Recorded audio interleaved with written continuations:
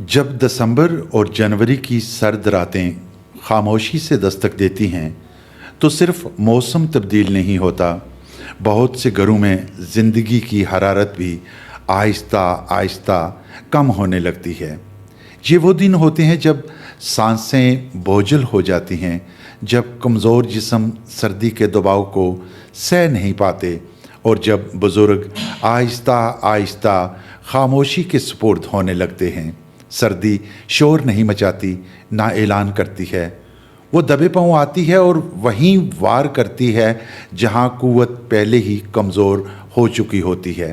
बुज़ुर्ग अपनी ज़रूरतों का इजहार नहीं करते, वो तकलीफ़ को लफ्ज़ नहीं देते, वो सर्दी की शिकायत नहीं बताते, वो अपनी कमज़ोरी को औलाद के सामने ज़ाहिर करना अपनी तौहीन समझते हैं। उनके चेहरे पे खामोशी का पर्दा होता है और दिल में सब्र की एक तवील दास्तान। वो नहीं चाहते कि औलाद को किसी किस्म की परेशानी हो, इसीलिए वो शदीद सर्दी में भी ये तासर देते हैं कि सब ठीक है, हालांकि हकीकत इसके बिल्कुल बरक्स होती है। ये वही माँ है जिसने हमारे बचपन में एक एक कपड़ा देकर पहनाया, जब आधी रात को बार बार जागकर हमारी पेशानी पे हाथ रखती रही कि कहीं सर्दी तो नहीं लग रही, कहीं बुखार तो नहीं हो गया।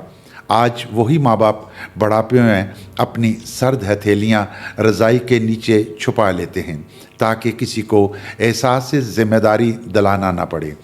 उनकी खामोशी शिकवा नहीं होती, मगर इस खामोशी में एक पूरी ज़िंदगी की कुर्बानी बोल रही होती है। और वो बाप जो सारी ज़िंदगी मौसमों से लड़ता है, जिसने धूप, बारिश, गर्मी और सर्दी को कभी अपनी कमज़ोरी नहीं बनने दिया, वो जो अपनी थकन को कभी ज़ुबान पर नहीं लाया, बुढ़ापे में एक कोने में बैठकर खामोशी से मौसम को देखता रहता है।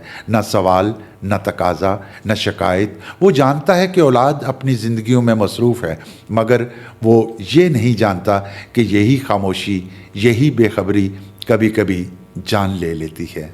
सर्दी का असल जुल्म दर्जे हरारत का गिर जाना नहीं, असल जुल्म हमारी बेखबरी है।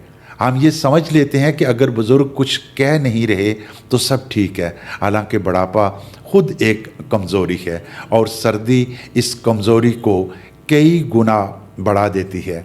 ऐसे वक्त में मोहब्बत सवाल करने से साबित नहीं होती, मोहब्बत समझने से ज़ाहिर होती है।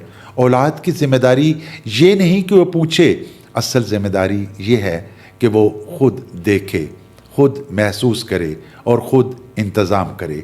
अगर आज हमने उनके लिए गर्मी, आराम और सहूलत का बंदोबस्त ना किया, अगर हमने उनके जिस्म को नहीं तो कम अज़ कम उनके दिल को हरारत ना दी, तो याद रखिए कल हमारे लिए भी कोई मौसम आसान नहीं होगा।